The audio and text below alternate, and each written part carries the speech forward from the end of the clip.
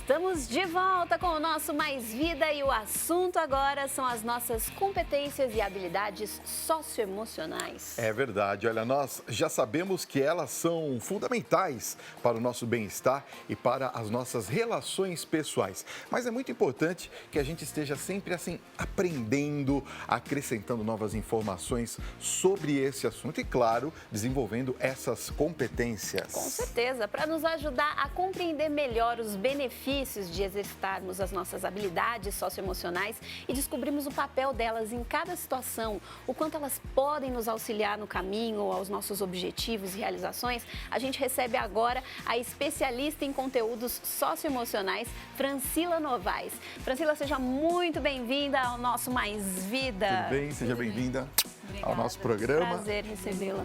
Obrigada, tudo bem? Francila, olha, para começar, nós queremos já perguntar se tem alguma diferença entre emoção e sentimento. Olha, Fábio, essa é uma excelente pergunta, porque tem sim, né? No geral, a gente trata emoção e sentimento como se fossem a mesma coisa, mas eles são diferentes. A emoção, ela é algo muito rápido e ela é uma resposta biológica do nosso organismo, que tem início lá no começo da história da humanidade. As emoções foram fundamentais para o processo de evolução do homem. E elas continuam com a gente até hoje. Então, elas são respostas biológicas do nosso organismo.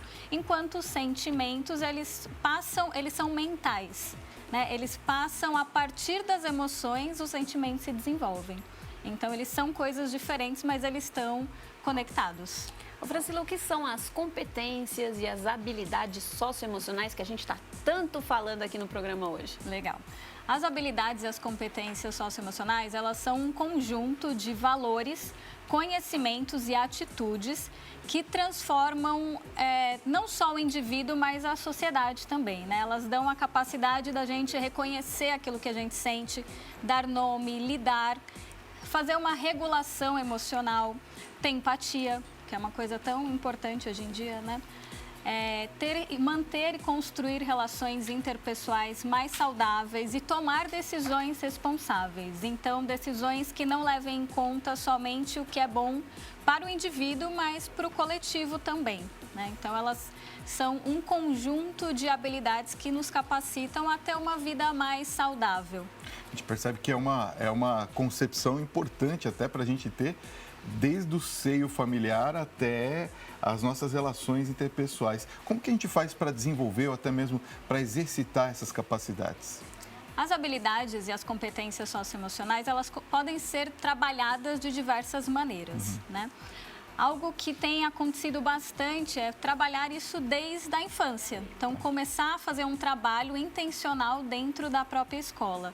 Mas quando a gente trabalha, quando a gente busca, por exemplo, uma terapia ou quando a gente busca artes, quando a gente tem algum tipo de trabalho de autoconhecimento, a gente está trabalhando as habilidades e as competências socioemocionais também.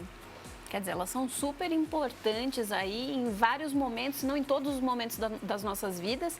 E aí fica a questão, né? Como saber usá-las, né? Porque no dia a dia tem marido, tem filho, tem trabalho, tem escola, enfim, tem um monte de coisas. Como que a gente faz para saber o momento ali de usar essas habilidades? A gente usa, Dani, o tempo todo, né? Então, sempre que a gente precisa tomar uma decisão ou sempre que a gente está sentindo alguma coisa, elas estão embrincadas no nosso dia a dia. Quando a gente tem consciência delas, aí fica mais simples de usar. E acho que é isso que tem se falado tanto em habilidades e competências socioemocionais. Trazer a consciência a algo que já está de alguma maneira no nosso dia a dia. E saber que a gente pode refinar isso, né? Então, por exemplo, quando eu preciso, fazer uma poupança.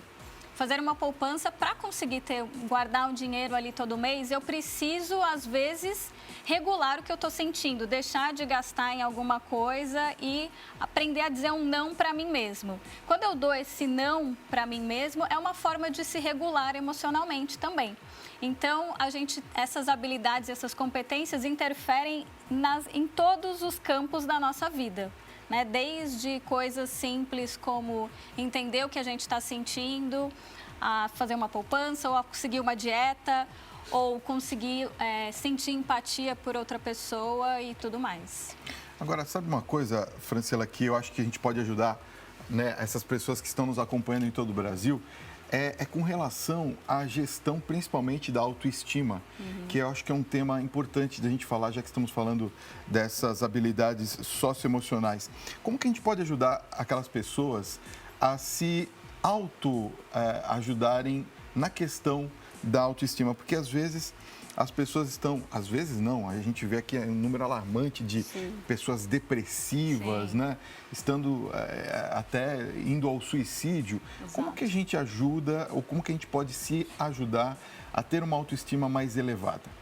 Olha, o primeiro passo é se conhecer, né? Buscar ferramentas que ajudem a pessoa a conhecer a si mesma, saber quais são seus gostos, quais são suas preferências, aquilo que ela tem de melhor, reconhecer aquilo que ela também não é tão boa e que às vezes não é importante. Né? A gente não precisa ser bom em tudo o tempo todo. Cobrar, né, se cobrar o tempo inteiro. Então, buscar conhecer a si mesmo, reservar um tempo para cuidar de si. Buscar atividades que gosta, né? Se você gosta, buscar leituras, filmes. Um filme que fala bastante sobre esse assunto é o Divertidamente. Ele vai contar um pouquinho de como acontecem as emoções no cérebro, né? Então, acho que todas as atividades e tudo aquilo que a gente faz para se manter conectado consigo mesmo, para entender aquilo que a gente sente e para ver o nosso melhor lado, eles ajudam na nossa autoestima. E procurar ajuda também quando isso for importante, quando isso for necessário. Saber como pedir ajuda também é essencial. Isso é verdade, né? Porque principalmente em setembro, que teve o mês do Setembro Amarelo, né? Falou-se muito de pedir ajuda, o quanto as pessoas têm medo. Tem muito medo de pedir ajuda. E né? porque é muito estigmatizado, né? Então, acho que colocar isso de uma maneira menos estigmatizada é muito importante e faz a diferença entre viver e não viver, né? Em muitos casos. Agora, essas habilidades socioemocionais também são fundamentais para os nossos planejamentos, para a gente se organizar.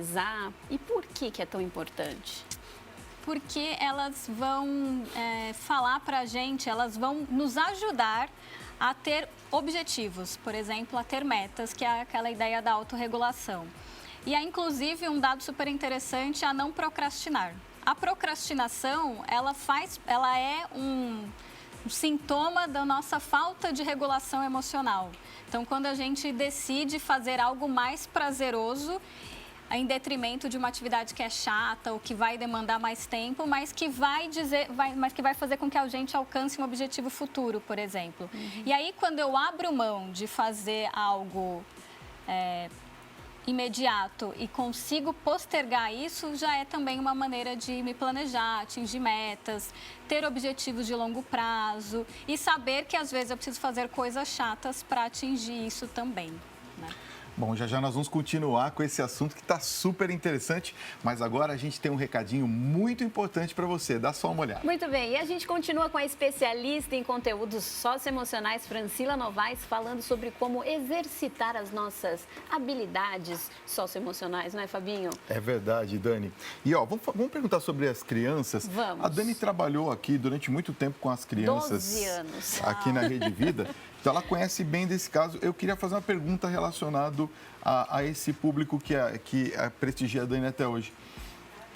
Nas escolas, já que a senhora falou que é tão importante a gente ter, né, Dani, esse tipo de aprendizado. Nós estamos preparados? As escolas fazem esse tipo de aprendizado ou não? Fábio, as escolas estão começando a fazer esse tipo de trabalho de uma maneira mais sistematizada, né? A escola sempre foi um ambiente no qual, de certa forma, a gente fala sobre aquilo que sente, mas agora a escola está colocando isso de uma maneira sistematizada e intencional. Não. Curricular. Então, dentro do currículo, inclusive com a nova Base Nacional Comum Curricular, ela traz as habilidades socioemocionais como um direito de aprendizagem. Então, dentro do território nacional, todo aluno de escola pública ou privada vai ter direito a se conhecer, falar sobre autocuidado, falar sobre empatia, saber o que é trabalho coletivo, responsabilidade, projeto de vida. Então, a escola desempenha um papel elementar, fundamental para o desenvolvimento das habilidades socioemocionais, né? O aluno, a criança passa muito tempo dentro do ambiente escolar, é o principal socializador da infância e da adolescência.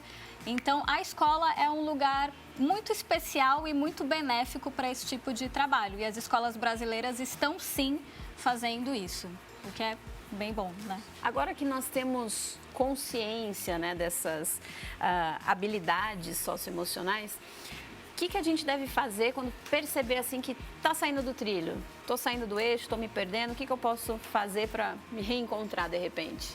Tem algumas técnicas, algumas ferramentas, né? Acho que saber o que dá raiva, saber o que me tira do eixo é o ponto principal. E aí criar consigo mesmo algumas técnicas que podem te trazer de volta.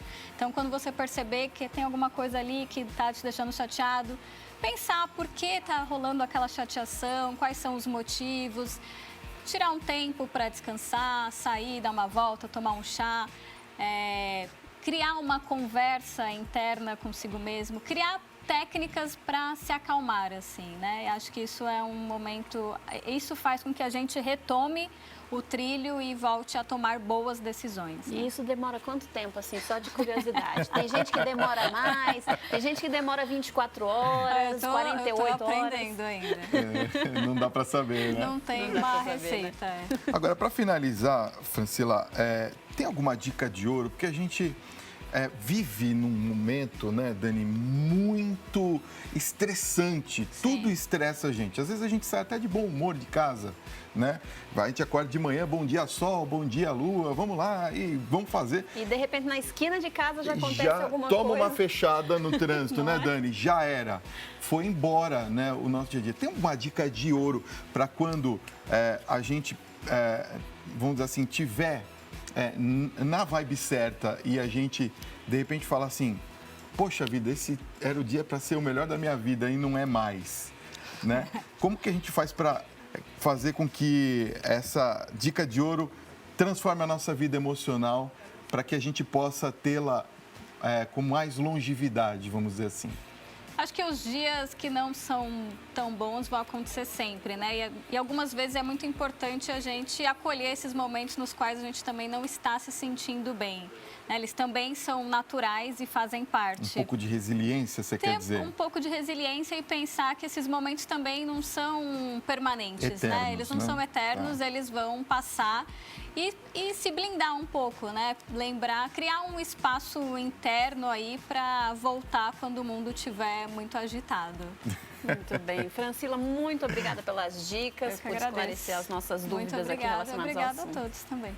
Quem quiser acompanhar mais o trabalho da Francila, pode entrar no site, lá tem mais informações, programapleno.com.br e tem o e-mail dela também, francila.novaes@programapleno.com.br.